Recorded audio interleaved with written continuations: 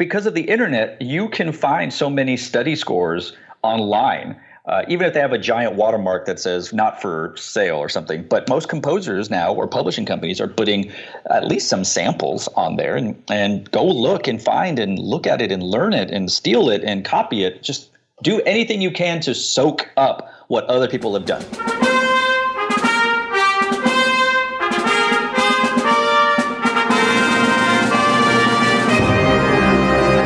Hello, everyone. Welcome to Everything Band, a podcast that features conversations with composers, conductors, and performers of music for winds and percussion. My name is Mark Connor. I'm a composer, and this is episode 47. Joining me is composer Daniel Montoya Jr. Before we begin, I'd like to thank all of you for listening and for your support. I'd like to ask if you can help me in a couple of ways. I rely on word of mouth to spread the show to new listeners. If you think you know one or two people who might find these interviews useful, please let them know about it. You can also help by following me and sharing posts on Facebook, Instagram, Twitter, and YouTube. Now, on to the episode. Hi, Daniel. Hey, how's it going? Good. How are you? I am doing well, thank you. And yourself? I'm a little bit under the weather, as you could probably tell. Yeah, it's going around, isn't it? It is, and it's lingering, but it's okay. All right, Daniel, could you introduce yourself to the listeners? Yes. Well, as you mentioned, my name is Daniel Montoya Jr. I live and am from Austin, Texas, and I currently make my living as a composer / arranger, though I guess if you looked at my financial records, I'm an arranger and then a composer, primarily focusing on marching band arranging for about 6 months out of the year. And then the other half of the year allows me to work on my concert music for percussion or band, orchestra, etc., that kind of life. I also do some judging of marching bands, indoor drum lines, and I work with the drum corps here in Texas, the Guardians Drum and Bugle Corps out of Houston, Texas, where I arrange and program for the drum corps, as well as work in administration and whatnot. I also have a wife who on social media, because she has no social media, is known as #thegirl. And I have a 17-month-old daughter who is not on social media, obviously, and she is #theair. And my dog Mahler. He's a 9-year-old puggle, very overweight.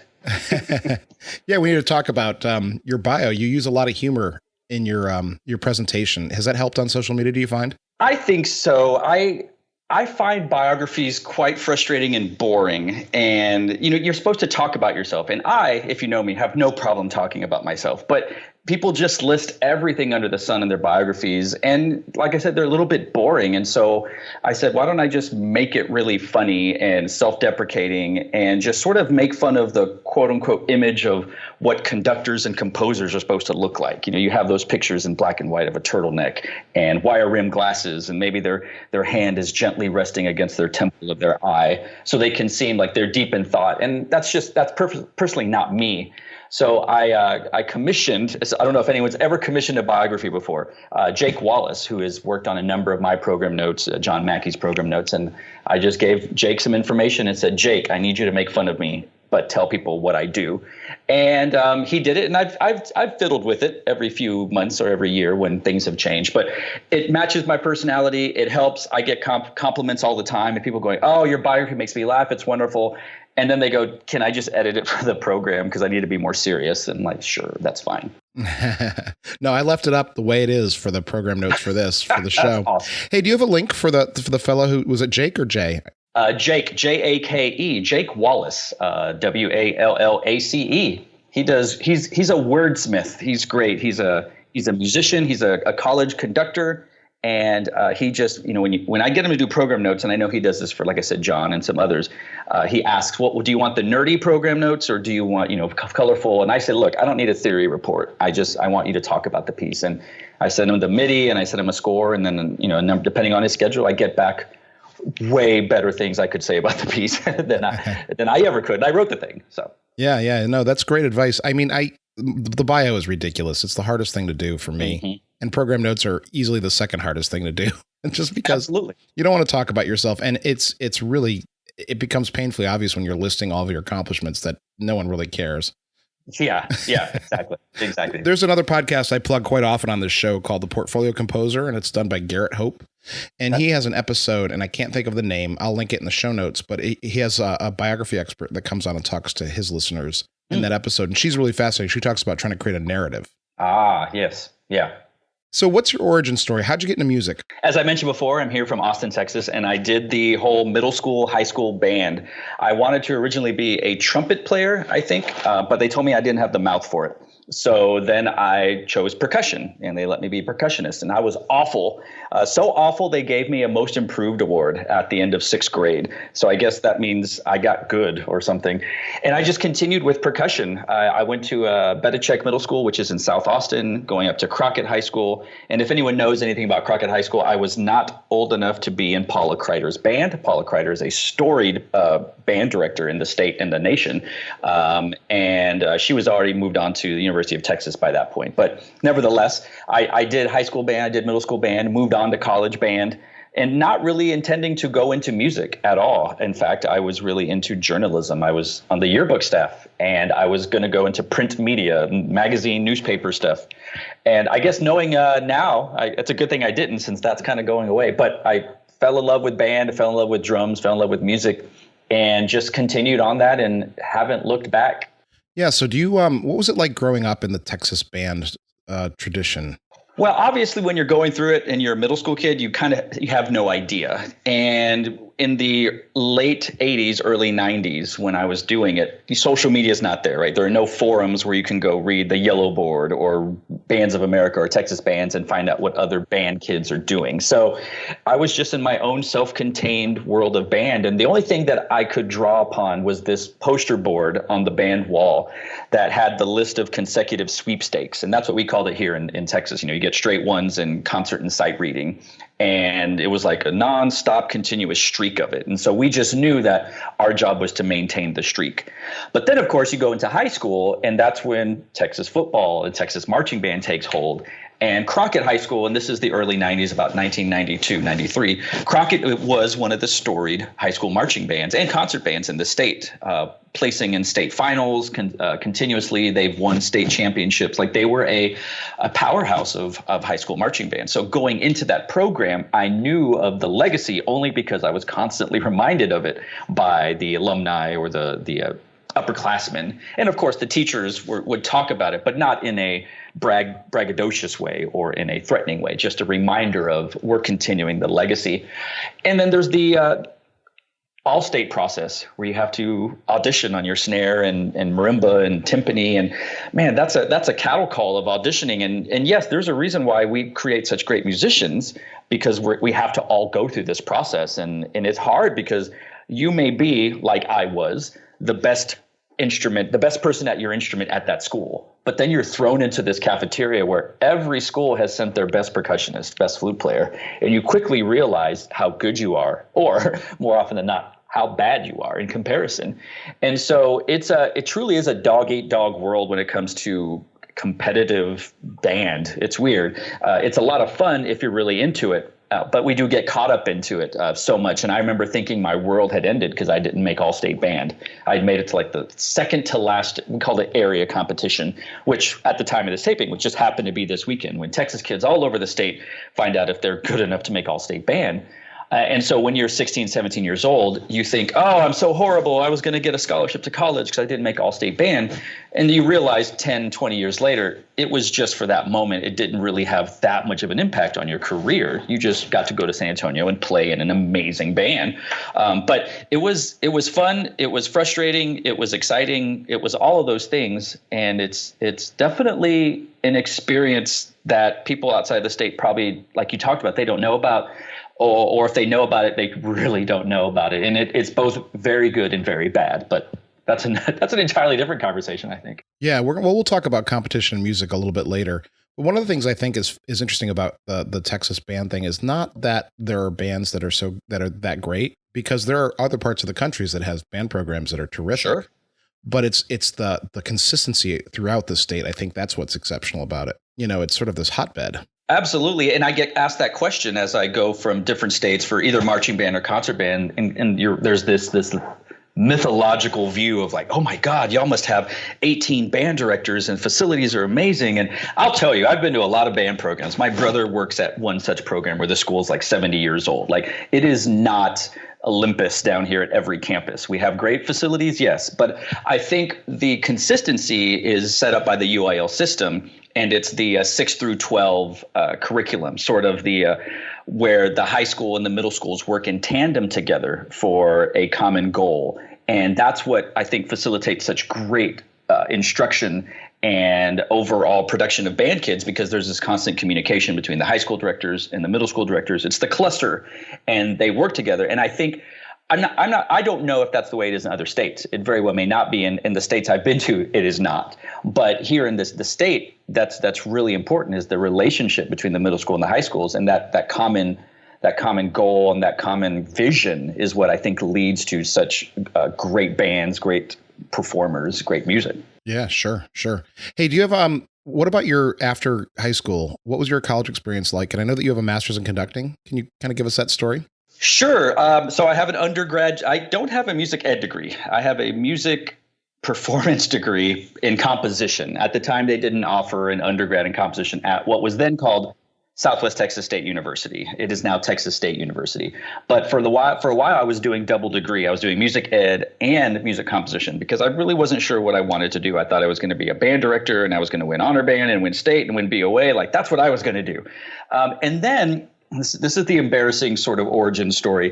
Back in 1996, when I was in college, internet and home laptops, computers were not a big thing. People did not have them. And at Texas State, they had a MIDI lab that was basically a glorified closet with like 8 computers on it. And that's how people checked their email. And that's how people did internet work. Because again, people didn't have smartphones for sure.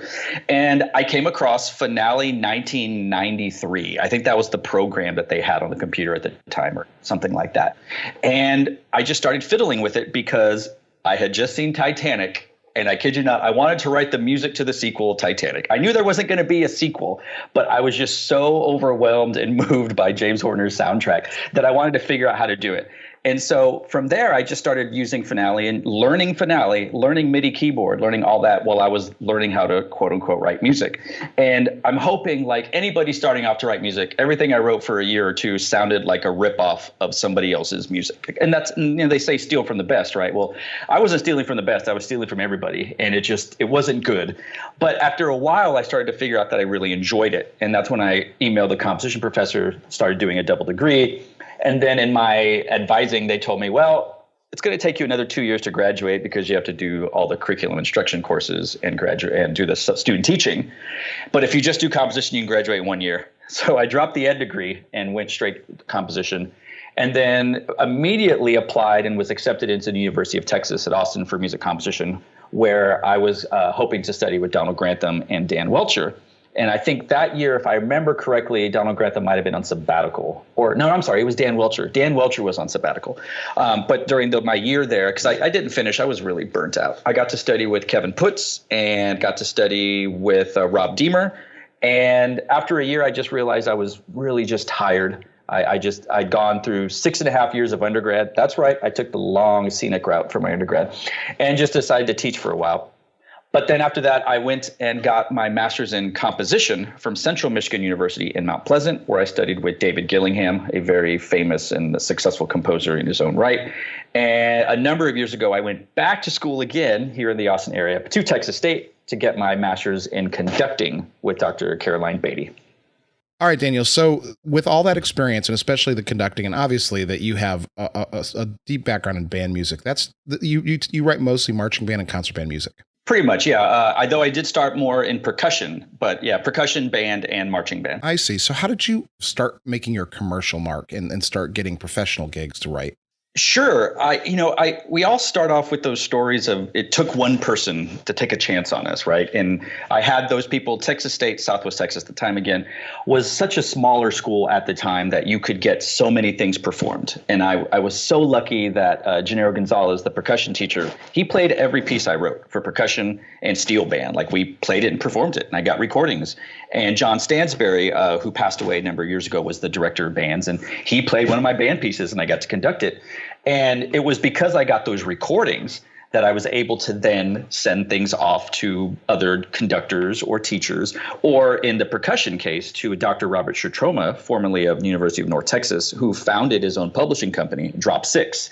And Dr. Shutroma is actually the teacher of Gennaro Gonzalez, who was the percussion teacher at Southwest Texas. He's still there. And he told us, my former teacher is starting a publishing company. And so if anybody has any music they want to send, send it to him. So I sent my first, what I call real piece of music that we had just played at Southwest Texas. We had a recording and I sent the score and I sent it to him and I sent it to another publishing company. I'm not sure if I should mention that, but the other one declined it.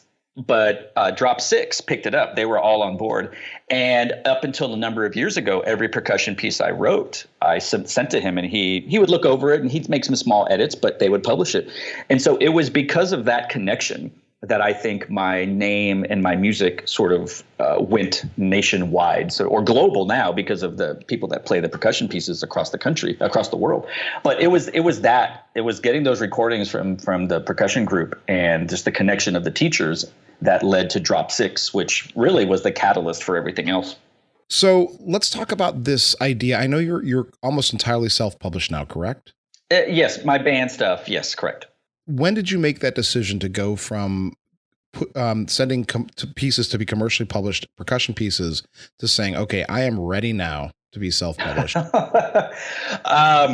God, I don't even know that I'm ready now to be self-published. I know that's probably the joking answer that most self-published composers would give you.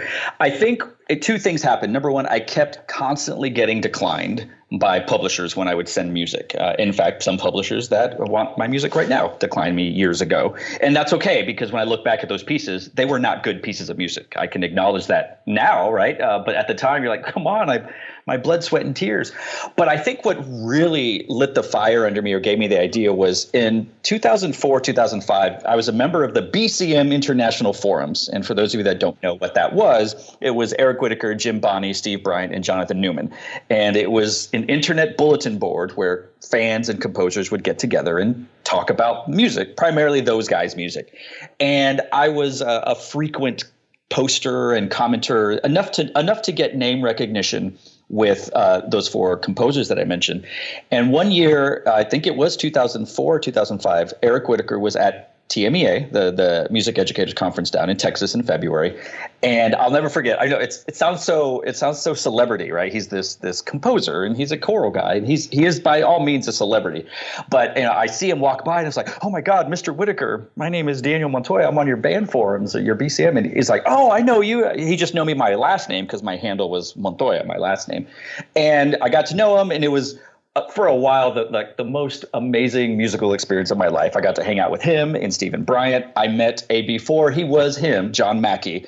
And just to think back on that, Eric was Eric, but John and Stephen weren't John and Stephen yet.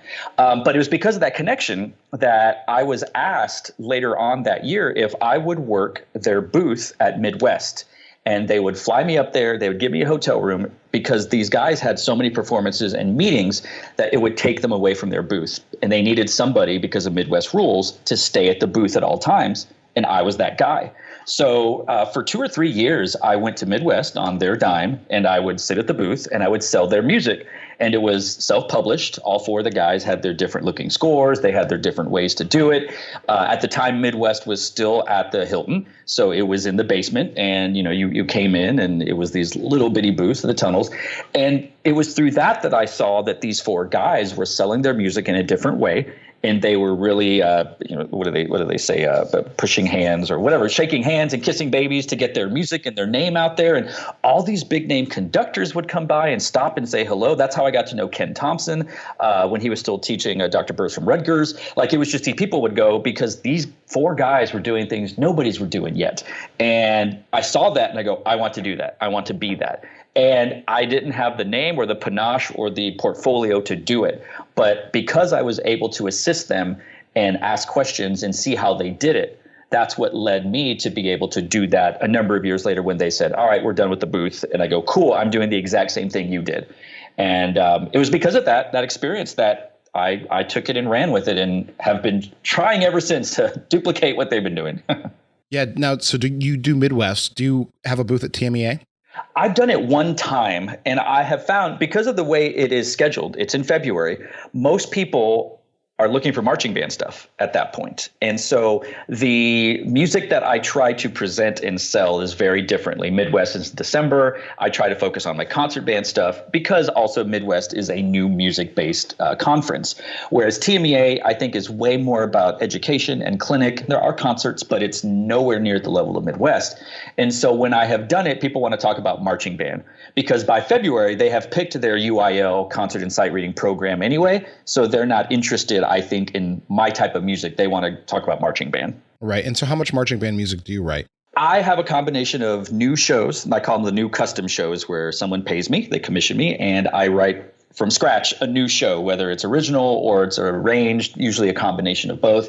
And then the library shows, where shows I have written in the years past, where somebody purchases those for a significantly lower price. And I send the files, maybe some minor edits, and then they perform the show. And so on any given year, I could have between 40 and 50 shows, a combination of the two around the country of bands performing those shows. Wow. And so is that, I mean, you don't have to tell me your business, but is that the more significant portion of your composerly income? Oh, there's no question. And I do not hide it from anybody that asks, because it is definitely the tail that wags the dog. And I think if you saw the way, it's just like Texas. Football is the tail that wags the dog. Marching band is the same way.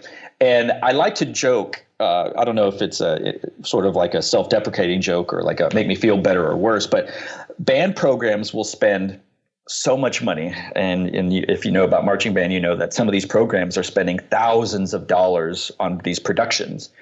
They will spend so much money to hire me to write their marching band show. But then when it comes in the spring, I'm like, hey, would you like to play one of my band pieces? It's only like $100. No, you're not on the list. We're not going to do it.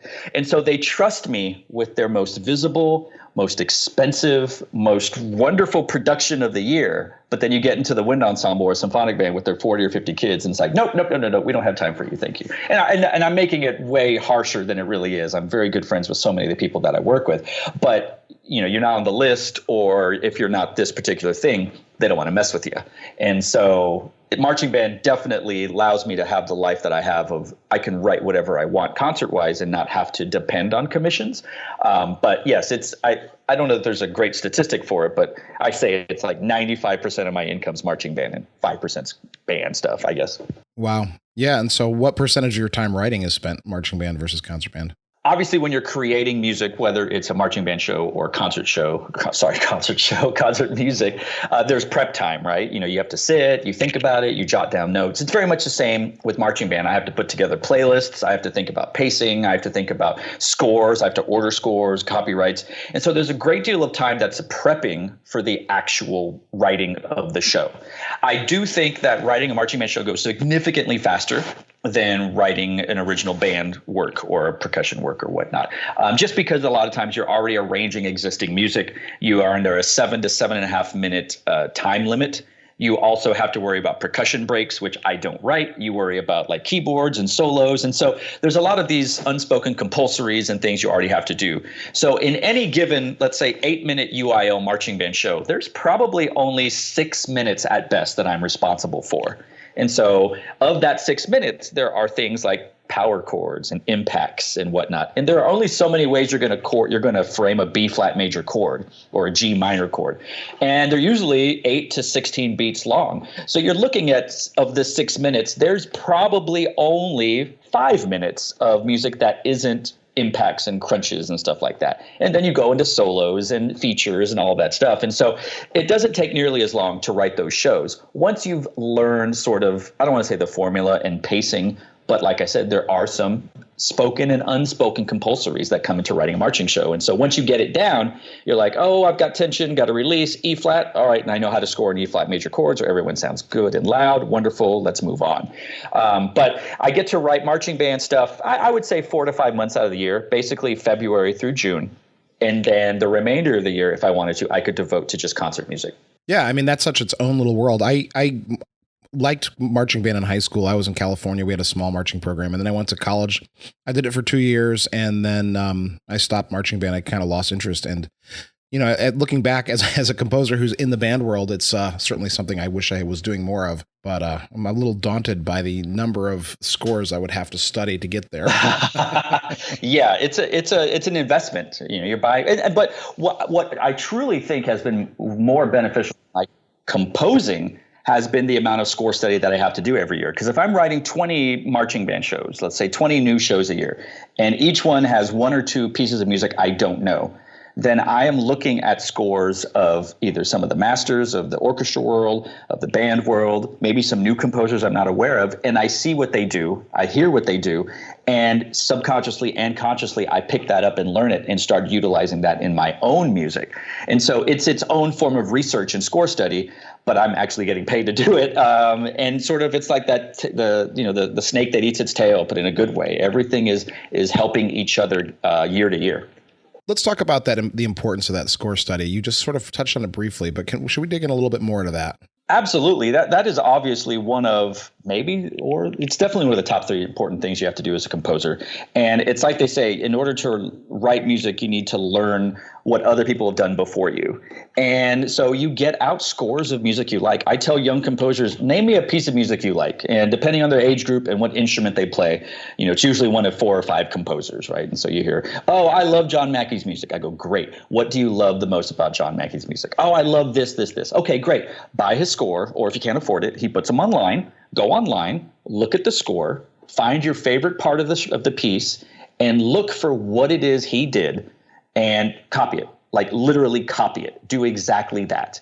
And then try to replicate that by doing it very differently. And you learn so much from that because you go, why would he do that? And then you look and you go, oh, he did that because this, or this is why he did this. And it's just so important to see why somebody like Mahler does that, or Frank Ticheli, or Tchaikovsky, or Wagner, or anybody that you love in band, orchestra, choir, percussion, film music even, because they have their isms, their techniques, their signatures. And while you're not trying to steal them by any means, what you want to do is see what they did, how they did it, and how can you adapt that to your voice. Because at the end of the day, we're all just trying to write new and original stuff that is built upon music that's already been written for hundreds and hundreds of years. And so if you try to go into it blind, you might have some success. And if you do, good for you. That's awesome. But it's important to sort of stand on the shoulders of the giants that came before us and learn and steal and adapt and copy.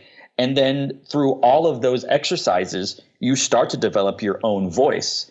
And you quickly realize that, oh, this is what I've been trying to do. It has hints of Mahler, hints of Mozart, hints of Beethoven, hints of Ticheli, hints of Montoya. We'll just throw that in there. And then you've created your voice. And that's how you do it. There's no shame, because that's how we all start. That so many of us will talk about that. Like when I write a new piece of music, if I want to write something Copland-esque, so to speak, I'm going to have a Copland score next to me. And I'm going to see, what did he do? He did it that way. Okay, how can I do it that way, but in my own way? And while to the end of time, I will hear Copland during that phrase or that melody, most often people don't hear it exactly like it. They go, oh, that was definitely inspired by Copland, but it's through your lens. And so, yeah, that is, God, next to getting live recordings of your own music, that's incredibly one of the most important things a composer should do.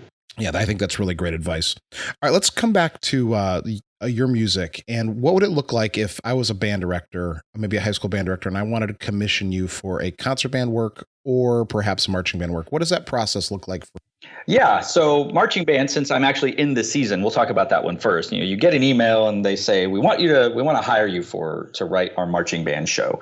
And what I do for marching band music is I don't transcribe music. I'm not a transcriber. I don't enjoy it. I could do it, but then I'd be taking your money to do something I have no joy involved. And so if someone goes, I want you to make Beethoven 5 sound like Beethoven 5 on the marching band field. Don't mess with it. Don't do anything to it. I'm a purist. I'll say, great. I love it. I appreciate it. I think it's a great idea. I'm not the guy for you. Here's a list of names of people that can do what you want to do. Now, if I get someone that says, I love Beethoven 5, but I want you to make a Latin salsa samba version of it, I'll say, yes, let's do it. I'm all about it. And we'll talk about what it is we want to do with the show. We talk about obviously strengths and weaknesses, soloists, what do I need to stay away from? What do we need to feature? How's your drum line? What are your electronics like? What competitions are you going to? Like it's a whole conversation about things that have little to nothing to do with the actual construction of the show, because those things are way more important, because I am making my best guess as to what your band can do. And since this is a specific commission for that band program, I have to tailor it exactly to that band. Maybe they don't march trombones. Maybe they're all baritones. Maybe they don't have French horns at all. They don't have that voice. And they go, it's just trumpets and then trombones and baritones. Those are the questions I have to know. And then if they go, but we really want to do this horn excerpt from Mahler, and I say, but you don't have horns. And they'll say, no, we don't. And I'll go, is that really the right idea? And so there's so many of those conversations back and forth and questions. And then we just sort of talk about what it is your competitive goals are. Like, what do you want to do? What are you used to? What is the program's community like? Are you primarily a program that does fun shows or dark shows or bright shows? All those questions that you don't necessarily have to ask when you get to a concert band commission, because at this point, people know the type of music I write and what they're going to get. If they go, we don't want anything with percussion, I'm probably not that guy. I'm a percussionist. I love percussion. I always have. And I try to not write the quote unquote dumb percussion part where it's like, we've got Billy and he can play on one on the bass drum. Like, that's just not what I do, because I think about how little attention we got back there. I can think of middle school and high school percussion, and even some college stuff where, man, we sit back there and we don't play a whole lot. And then when we do, it's like, yay, but you're too loud, play softer. It's like, I think about those things. And so that's why I try to load my pieces, I don't overdo it, and I don't just do it to do it, but I try to make sure that all the percussion parts are very good, and that they're musical, and that they have fun, and that they're a strong contribution, not just a snare drum ostinato in the back. But when people hire me, they know what they're going to get, and so we talk about the grade level, the difficulty. Is this for a certain occasion? What is it? And I love the ones where they go, it's for this, but it doesn't need to be this. Like, for example, I'm writing a piece right now that will be premiered later on this year for a 90th anniversary of the school. And he says, yes, fanfare, celebratory, but I want this, this, this, and this. And I won't tell you the words he used because they were slightly inappropriate, but they gave me the exact idea of the type of piece he wanted. He said, I don't want the stock, like, we're opening a new band hall, celebratory fanfare with trumpets and horns. That's not what he wanted. He wanted me to be me, but understand what this piece was for. And so, that's what we're working on now. And it's I hope to give him exactly what he wants. But it's so interesting, the different worlds. I get less input on the concert band commissions than I do the marching band commissions, because you're getting judged every time you go out with a marching band show. And there's so many other things that don't pertain to the actual music that you get judged on that I had to take into account as I write it. Whereas with the band stuff, it's just the music. It's just the music. And does it fit into the limitations I was given by the band director? Yeah, that's a good answer. Do you have any specific advice for music teachers about their percussionists? Yes. And this is something that a lot of successful middle school and high school percussion programs here in Texas do. And again, I say this fully realizing not everyone has the facilities or the manpower to do this. If you have the capabilities to do this, I would recommend that you schedule percussion ensemble stuff to take place during concert season. And the reason I say that is, let's say you're playing Elsa's Procession for UIL or concert season, whatever. Not a whole lot of percussion, and you really don't need percussion to be in there because you're working on tuning, intonation, phrasing, musicality with the winds. During that 20, 30, whatever, however long, maybe you have a 45-minute class, so it's 10 minutes. Those kids in your percussion section could be outside working on a percussion ensemble piece. And that helps them not necessarily, it helps them not cause trouble in the back and sit down and get bored. It helps them become better musicians. It helps them continue to refine their skills instead of sitting in the back of the room playing on their phones. Now, I understand that not everyone has a percussion technician that can do that, or a band director that allows them to do it. So I'm not going to tell you to just give the flute part to the bells, which is what used to do when I was in middle school and high school. It's like, oh, give the bell player the flute part and the clarinet player the middle school part. I mean, the marimba player the clarinet part.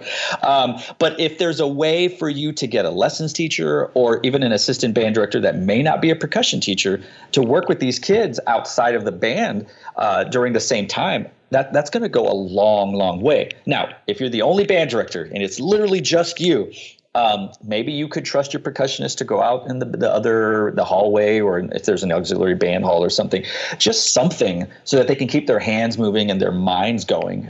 Because I've been in so many rehearsals that the percussionists don't play for 40 minutes of the 45-minute rehearsal. And it's no fault of the music. That's just the way the music is and that rehearsal goes. But if there is some way that you can have them double up on percussion ensemble at the same time, that's going to go so far for the performance and the musicality and the mentality of the percussionist, for sure. Yeah. So earlier we touched on it briefly, the idea of competition in music. Mm-hmm. And one of the questions I'm asking all of my guests is that where do we draw the line between healthy versus unhealthy competition? You're talking to a guy from Texas who thrives on that with marching band. Look, I love marching band. I love marching band competitions. I go to them as a fan, as a designer who has bands there. I go there as a student of music and as a snob. I go with all of those things. But at the end of the day, I subscribe to the 3-word mantra, it's just band. Because at the end of the day, there's one champion at any given contest. There's one Texas State marching champion. There's one BOA Grand National champion. And yes, competitions now have created sort of this, you're making finals. You're one of the 10 finalists. And now people can feel good about being 10th place because maybe they've never made finals before. And I'm all for that. Great. Let's have more quote unquote winners. It allows them to feel like what they have done has some sort of value and whatever. But, what I tell, let me pause. There we go. But what I tell band programs I work with, the kids, the directors, the drum corps that I work with, at the end of the day, if you're going to be validated by a judge or 5 judges, you're doing it for the wrong reason. Because any band can have a bad day. They can have a bad performance. They could have bad weather. We tell this story at some of the leadership camps I work with. I work with a group called Sassy Leadership, where we do drum major in leadership. And one of the stories we talk about is a band. It's a nationally known program named Cedar Park High School, and they are a perennial state finalist, state champion. They win BOA. Like they're an amazing concert and marching band program, the kind of program you would want because they're well-rounded. Well, one year they were undeniably the best program in their class. It was their state year because we do it every other year in Texas. And they get to the area competition, which is the competition you do to find out if you advance to state. And in prelims, they made finals, but they were like not even close to being one of the bands that advanced to state. I think they were, if they took 4, they were like 6th or 7th. And then they went on to finals that night, and I don't even think they won that night, and they advanced to state.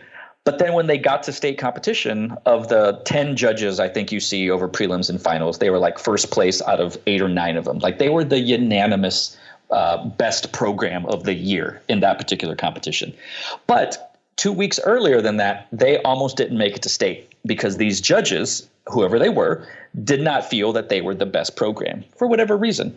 And so this program, who is considered the best one of that year, and every other year they are right in the thick of it, could have not gone to state. And so many of those kids would have considered that year a failure. But I tell these kids, and we tell these kids that when we talk about the stuff at leadership and whatnot, these 5 judges don't control whether or not you had a successful season or not. Yes, we would love to all win state and win BOA and win whatever competitions we go to. But at the end of the day, like I said, there's only one winner. And so you have to look at other things to validate your season. Did you get better as a program? Yes, the cliche, did you have fun? What are some of your memorable experiences from it? And we tell the same things that probably coaches tell their kids when they do sports. It's like years later, you may not remember the scores. You may not remember the placings, but you're going to remember your friends. You're going to remember the memories, the moments, like being on the back of the bus and it's snowing and whatever. Like those are the things.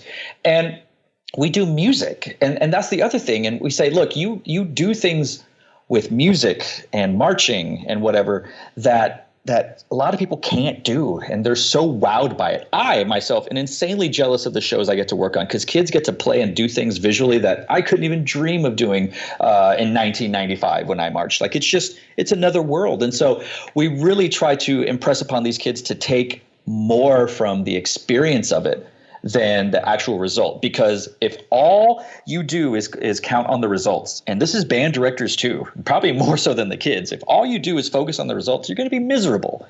Because if you win one year, what happens the next year? You have to keep winning in order for you to be happy. It's like drugs, right?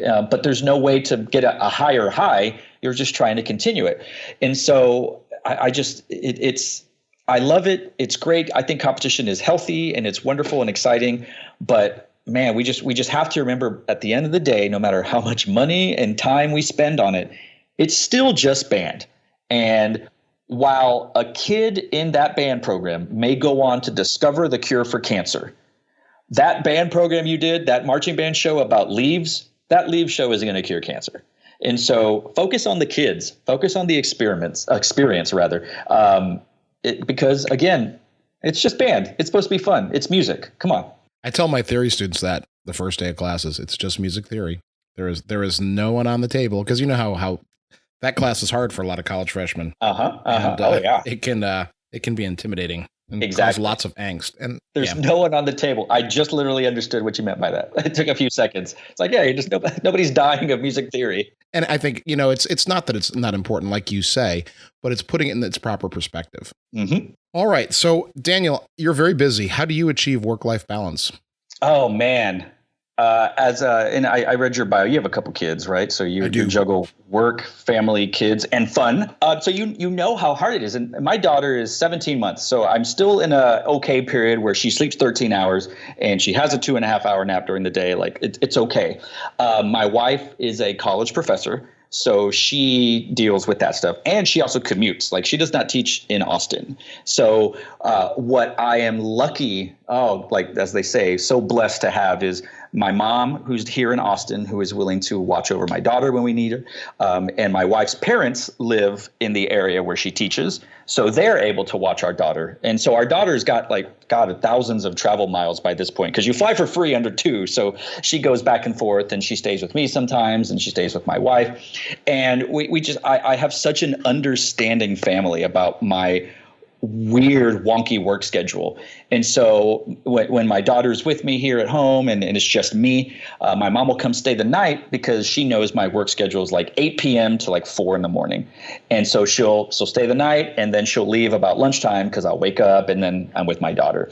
Or if it's a heavy marching band season, my wife goes, okay, I'll take the girl for a while and we'll let you work.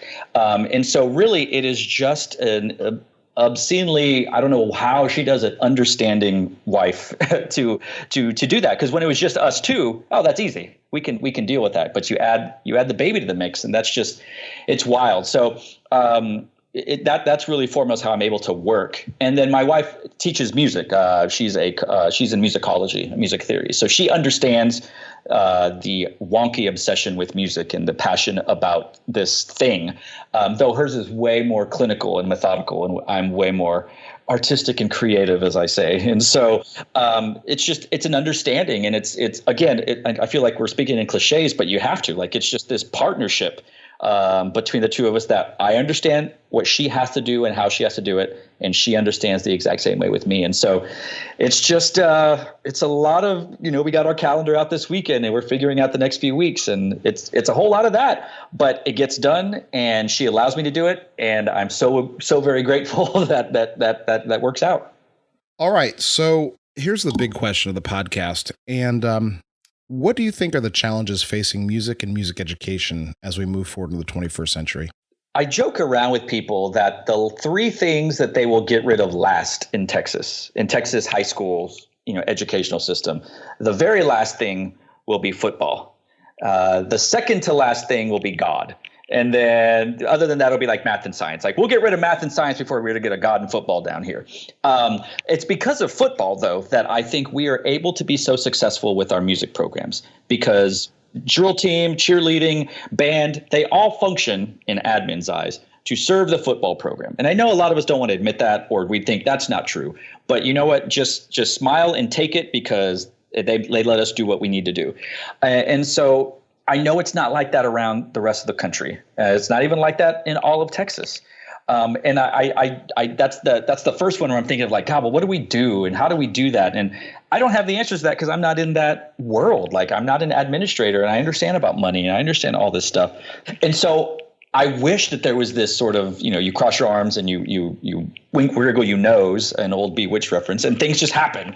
But I guess from a educational standpoint, God, if there was just, I think the community outreach is the way to do it. And I know that as a composer, I'm supposed to talk about composing this and this. And yes, that all works. That's fine.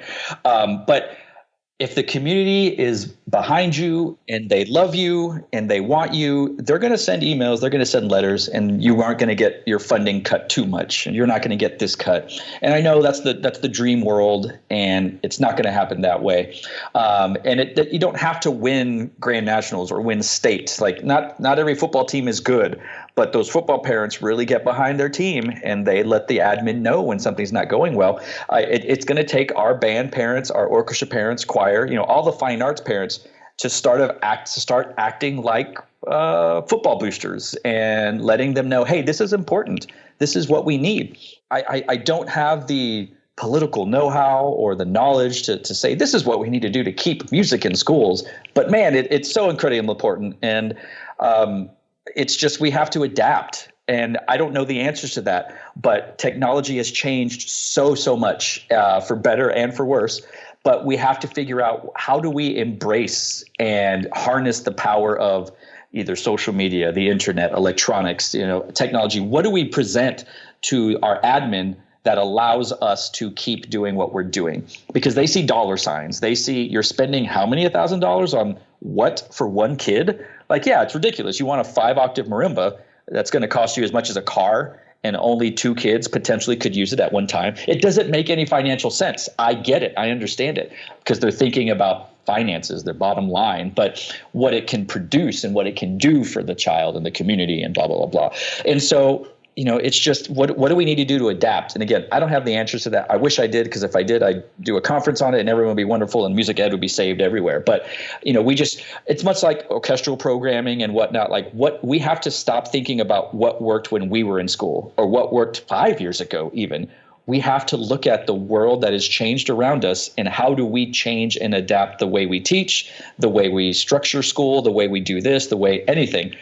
Because if not, we're gonna go away, and it's obviously a bad thing, and we can't have it. All right. So, Daniel, what advice would you give your younger self? I think about that a lot, because as I have probably shown in this podcast, or as anyone who knows me, I talk a lot, and a lot of times I speak with a very thin filter or no filter at all. And I don't apologize for that. That's just the way I am. And I know it. And people who know me know that. But when I came of age as a teenager into the world, the internet was young. The internet and I came of age at the same time. And there were internet bulletin boards, and there were, instant messaging and all that stuff. And God, I think back and I laugh about it, but I was one of those that we would consider now an internet troll.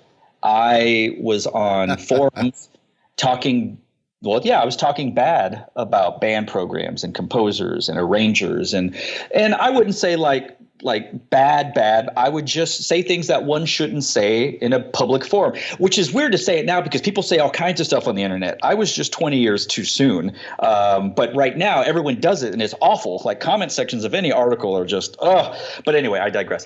But I would be on there and talking bad about this composer or this school. And then I don't even know why I did it. Maybe I was just yelling because I like to hear my voice on the internet.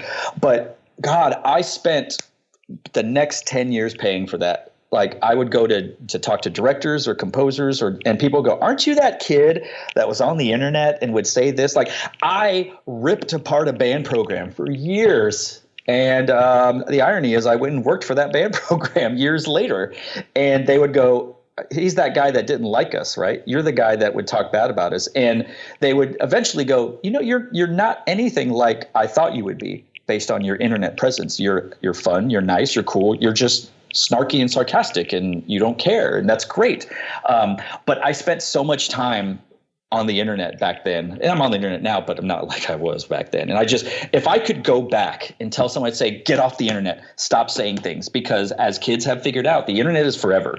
And it doesn't have to be a picture of you drinking or doing anything illicit. It can be a tweet, a text, a status, a post, anything that could come back 10 years later and be like, oh, you talked bad about this composer. And then you meet that composer and he's going to say, yeah, I don't like you, and I'm not going to recommend you or program you because 15 15 years ago, you said this about me.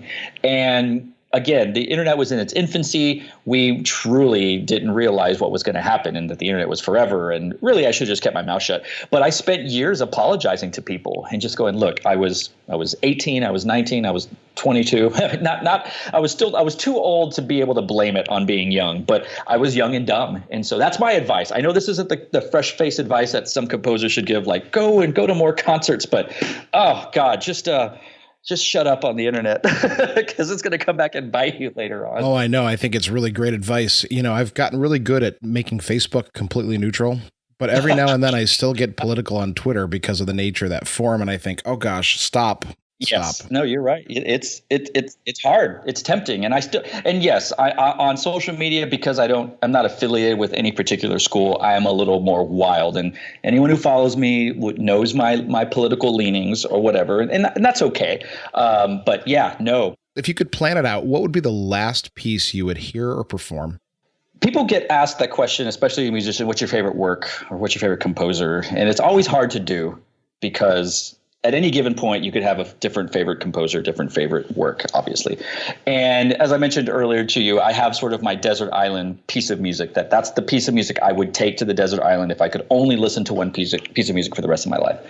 And it's the same piece of music. If I knew I was going to die, or this was the end of the world, if I knew tomorrow the bomb was coming, I would muster up all the money and whatever I can in the world so that I could either conduct or sit into the audience, an audience of one, and hear Mahler's Second Symphony, the Resurrection Symphony.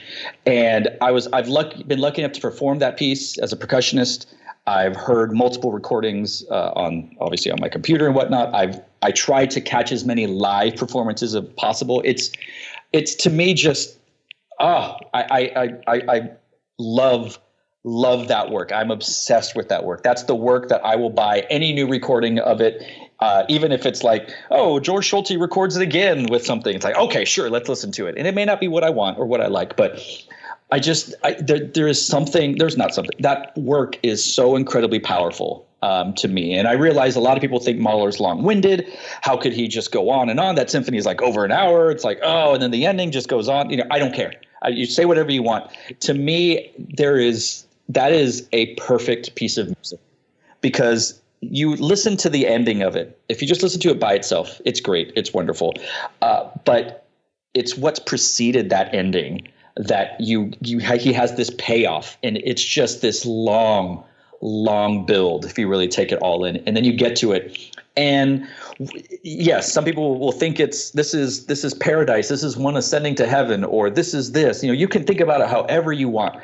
But and it sounds cliche and stereotypical again, there is not any instance where I hear that ending or see it or whatever that I do not either get a combination of chills or teary-eyed, because it is just a piece of music that speaks to me on so many levels, superficial levels, deep compositional levels, and just enjoyment levels. It is, oh God, I could talk an hour and a half about how much I love that piece of music.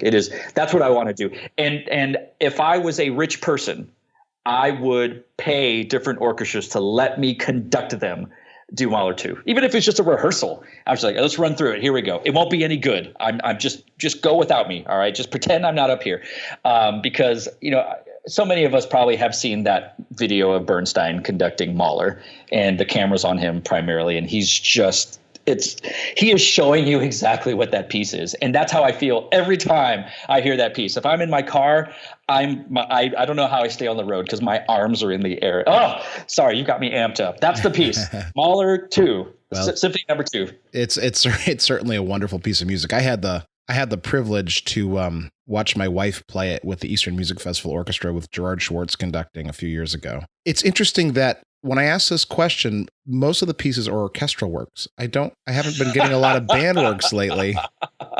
Well, I would say, okay, like if we were, this is nothing against this piece of music. It is my favorite band work of all time. And in so many ways, it is a lowercase version. Again, this is not meant to insult him or this piece, but Maslanka's Fourth Symphony to me is like a little brother version of the Second Symphony of Mahler. The ending is as long and big, and there's the organ, and like to me that is the band version of Mahler 2. I don't know if that's blasphemous to Mahler 2 or if that's sacrilege. I don't know, but those works. Like if you were going to say a band piece, no question it'd be the Fourth Symphony of Maslanka, but Maslanka Symphony is only like 20 to 30 minutes, and God, Mahler's like an hour plus.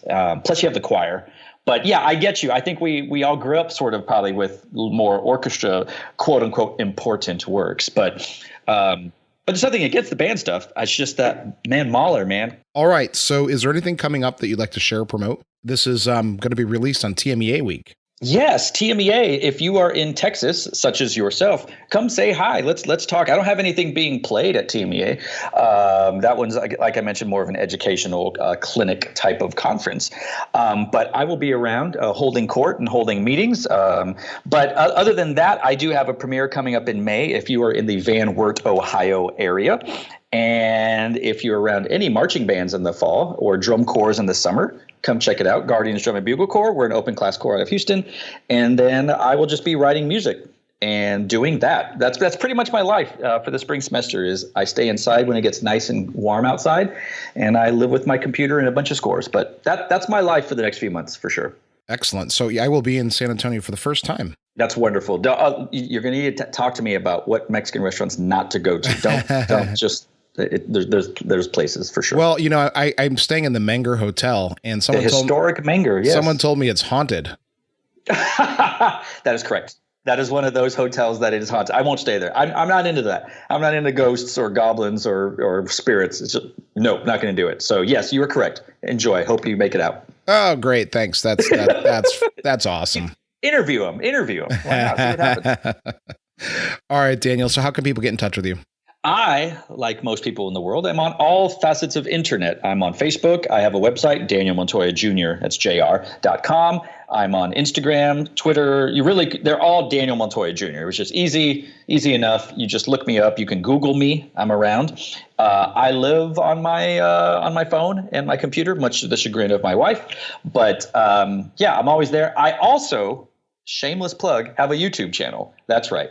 And as I'm a fan of portmanteaus, I have created a channel called Documentary, and I review shoes, sneakers. I have a shoe obsession. That's my outside music life thing. I review shoes. I talk about shoes, and I'll do some funny things on there. I review other things, but mainly I'm into shoes. I have a problem.